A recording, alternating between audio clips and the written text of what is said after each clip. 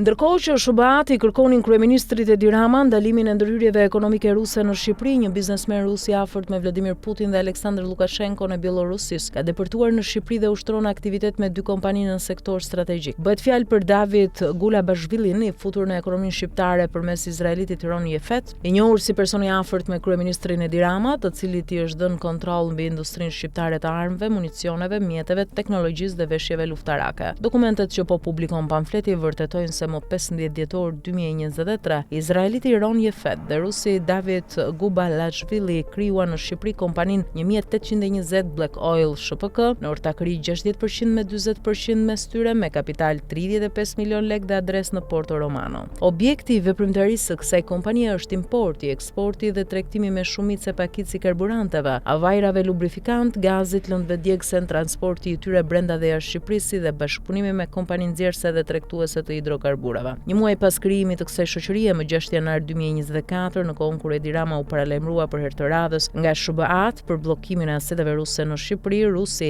David Gulabashvili ja shiti formalisht ortakut izraelit Ron Yefet 40% të aksioneve për vlerën simbolike prej 40 lekësh, por vijon të drejtojë kompaninë. Ndërkohë, më 15 nëntor 2023, izraeliti Ron Yefet krijoi në Shqipëri kompaninë tjetër 1820 Albania SHPK në bashkëpunim me dy izraelitë të tjerë, Dorel Yehuda Shalmoni dhe Hen Shahar. Administratori i kësaj shoqërie deri në nëntor 2028 është emëruar David Gulabashvili, ndërsa bashkë-administrator rezultojnë Ron Yefet dhe Çiprioti Marios Afksendedhiu, i skeduar për aktivitete të dyshimta. Kompania e deklaruar me kapital 1 milion euro shqiptar, portugez dhe izraelit, ka si objekt veprimtarie ruajtjen e të dhënave personale dhe të çdo sektori në Shqipëri, shërbimet e teknologjisë së informacionit dhe të rrjeteve të komunikimit për institucionet shqiptare, terminalet e pagesave, transaksionet me para elektronike dhe çdo aktivitet tjetër financiar jo bankar. Dy kompanitë 1820 Black Oil SHPK dhe 1820 Albania SHPK të izraelitit Ron Yefet dhe rusit David Gulabashvili, që prej krijimit nuk kanë depozituar bilance në tatime dhe nuk janë kontrolluar, pasi sipas burimeve me urdhër të Edi Ramës trajtohen si shërbime të lidhura me sigurinë kombëtare që administrojnë të dhëna të klasifikuara. Përveç këtyre dy kompanive, në ortakëri me shoqërinë shtetërore Kajo të Ministrisë së Mbrojtjes për armatime dhe pajisje luftarake, izraeliti Ron Yefet ka krijuar edhe 3 kompani të tjera në Shqipëri për prodhim, import, eksport dhe tregtim armësh, municionesh dhe pajisjesh luftarake. Më 4 gusht, sërish në bashkëpunim me shoqërinë shtetërore Kajo dhe pa vendim qeverie, u krijua kompania Timac Defense SHPK, ndërsa më 2 shtator 2024 u krijua kompania Uno 18 SHPK 100% në pronësi dhe administrim të Ron Yefet. Kjo kompani ka si objekt prodhimin, importin, eksportin dhe tregtimin brenda dhe jashtë Shqipërisë të gjitha llojeve të armëve, pjesëve të armëve luftarake, municioneve, dronëve luftarak, lëndëve eksplozive dhe teknologjisë ushtarake. Më 11 nëntor 2025, sërish pa vendim qeverie, u krijua kompania tjetër Advanced Arms Technology me ortakëri 80% Ron Yefet dhe 20% shoqëria Kajo e Ministrisë së Mbrojtjes,